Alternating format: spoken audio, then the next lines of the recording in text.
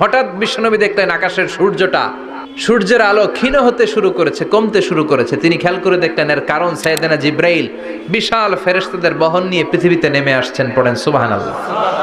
এসে বললেন, ইয়া রাসূলুল্লাহ, আমি 1,40,000 ফেরেশতা নিয়ে নেমে এসেছি। আপনি কি জানেন না, ঠিক একটু আগে মদিনাতে আপনার এক প্রিয় সাহাবা, তার নাম হচ্ছে মুআবিয়া ইবনে মুআবিয়া আল মুজানি, একটু আগে শেষ নিঃশ্বাস ত্যাগ করেছে।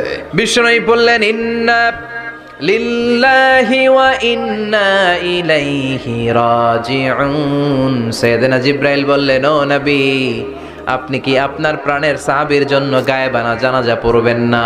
বিশ্বনবী বললেন, অবশ্যই পড়ব। সাহাবীদের মধ্যে ঘোষণা দিলেন, ও সাহাবারা, তোমাদের ভাই মুআবিয়া ইবনে মুআবিয়া আল মুজানি কিছুক্ষণ আগে মদিনাতে ইন্তেকাল করেছে।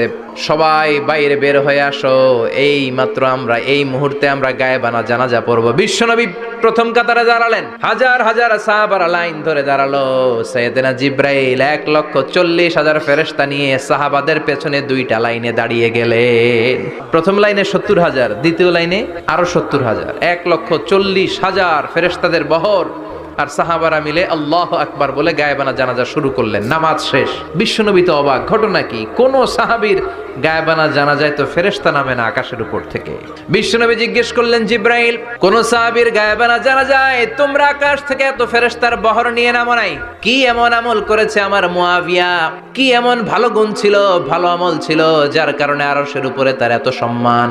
সাইয়েদনা জিব্রাইল বললেন, নবী, তেমন কোনো বড় আমল নয়, ছোট্ট একটা আমল, কিন্তু আমলটারে ভালোবেসেছে কে? আপনার এই প্রিয় সাহাবী হাঁটতে বসতে চলতে ফিরিতে সব সময় পড়তো, কুল হুয়াল্লাহু আহাদ আল্লাহুস সামাদ লাম ইয়ালিদ ওয়া লাম ইউলাদ ওয়া লাম ইয়াকুল লাহু কুফুয়ান আহাদ। পড়েন আল্লাহু আকবার।